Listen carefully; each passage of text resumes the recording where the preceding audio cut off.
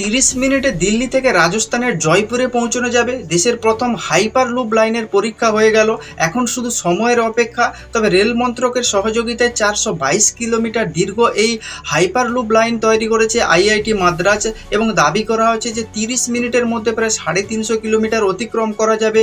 এই hyper loop চালু হলে ঘন্টায় 1100 কিলোমিটার বেগে ছুটবে এই ট্রেন। তবে রেলমন্ত্রী এই হাইপার লুপ লাইনের ছবি সমাজ মাধ্যমে প্রকাশ করেছেন, যেটা আপনারা দেখতে পাচ্ছেন। এবং রেলমন্ত্রী আরও জানান যে পরিবহন এবং গতির দুনিয়ায় এই ট্রেন এক যুগান্তকারী পরিবর্তন আনবে।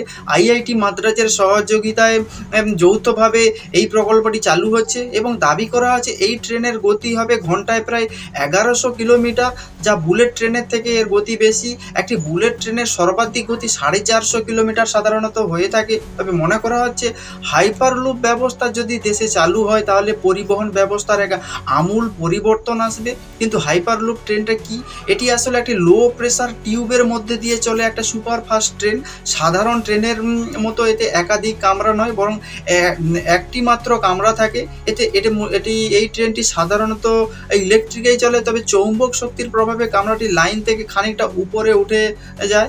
এর গতি ধীরে ধীরে বাড়তে থাকে, এবং বিশেষজ্ঞরা বলছে যে এই ট্রেনটি চালানো হবে একটি টিউবের মধ্যে দিয়ে, যাতে কোনো বাতাস থাকবে না, এবং বাতাস বা এয়ার না থাকায় সামনের দিকে এগোতে গেলে বা বায়ুমণ্ডলে যে বাধা আসে সেই বাধা এই ট্রেনে আসবে না।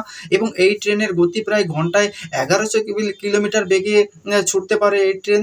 তবে আপনারা কি বলবেন যে হাইপারলুপ পদ্ধতিতে যদি এই ট্রেন চালু হয়, এবং যেখানে 350 কিলোমিটার পথ যেতে যদি 30 মিনিট সময় লাগে, তাহলে ভারতের পরিবহন ব্যবস্থার ক্ষেত্রে এক যুগান্তকারী পরিবর্তন আসবে। তো আপনারা এই বিষয়ে যদি কোনো কিছু মন্তব্য করতে চান, তাহলে অবশ্যই কমেন্টস বক্সে আপনার মন্তব্য রাখতে পারেন। আর নজর রাখুন আজিন্দা টিভিতে।